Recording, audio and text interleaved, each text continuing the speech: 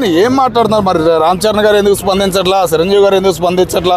ఈ విషయం మీద కంపల్సరీగా వాళ్ళు స్పందించి సరైన డేట్ చెబుతారు అని మేము అనుకుంటున్నాం. ఇప్పుడు ఫ్యాన్స్ ఏమంటున్నారంటే మీకు ఒక డేట్ అంటే పనులన్నీ కూడా పూర్తి కానప్పుడు ఒక డేట్ ని ఫిక్స్ చేసుకొని జనాలకు ఎందుకు చెప్తున్నారని చెప్పేసి ఫ్యాన్స్ బాధపడుతున్నారు. మరి అది కూడా సోషల్ మీడియాలో వైరల్ అయ్యి కథ ఆదాయం ఏమైనా వస్తుందేమో దాని ద్వారా కూడా మరి అది కూడా ఒక టాపిక్ అవ్వచ్చు కదా. మరి 26 వస్తున్నది అది ఒక టాపిక్, దాన్ని చూస్తారు. ఏ టాపిక్లు దొరకట్లేదు కదా, బిగ్ బాస్ లేక లబోదిబో అంటున్నారు సోషల్ మీడియా అంతా. యూజ్ అవుతుందేమో అని నేను అనుకుంటున్నా. దాని గురించి ఈ డేట్లు అని చెబుతున్నారా? ఎందుకని ఇట్లాంటి పనికిమాలిన మాటలు ఎందుకు? ఇవన్నీ పనికిమాలిన వేసాలి. కరెక్ట్ డేట్ చెప్పాలి, వీళ్ళ మీద కొంతగా స్పందించాలి. చిరంజీవి గారు అయినా కానీ సినీ ఫీల్డ్ అయినా కానీ ఒక స్పందన అనేది రావాలని కోరుకోండి. మరి పుష్ప రికార్డ్స్ ఏమైనా బ్రేక్ చేసే ఛాన్సెస్ ఉన్నాయా? ఏం పుష్పాలన్న అన్ని బ్రేక్ చేస్తుందన్న.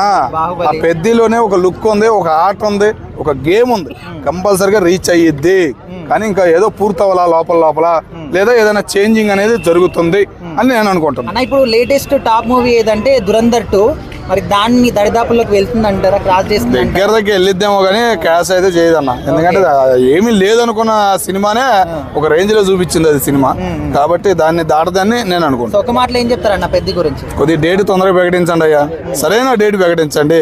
ఇలా డేట్లు మార్చుకుని మళ్ళీ జూన్ 4 నాకు గ్యారంటీ లేదు, నాకు నమ్మబుద్ధి కావట్లేదా? ఓపెన్ చెప్పాలంటే నాకు నమ్మబుద్ధి కావట్లా. ఏ డిసెంబర్ లోనో నవంబర్ లో వచ్చిద్దేమో అనుకుంటున్నాను నేనేది. అది పరిస్థితి అవ్వచ్చు అన్న. ఎందుకంటే ఆట పట్టు చూస్తుంటే, బాడీ చూస్తుంటే ఒక రంగా అనిపించింది నాకు, కాబట్టి చేంజ్ అవ్వచ్చు. ఎందుకంటే పల్లెటూరు వాతావరణంతో ఉన్న సినిమాలు ఏదైనా రికార్డులు కొడుతున్నాయి ఈ తరుణంలో, కాబట్టి పల్లెటూరు వాతావరణం ఈ సినిమాలో కనపడింది కాబట్టి దాటిద్దని నేను అనుకుంటాను.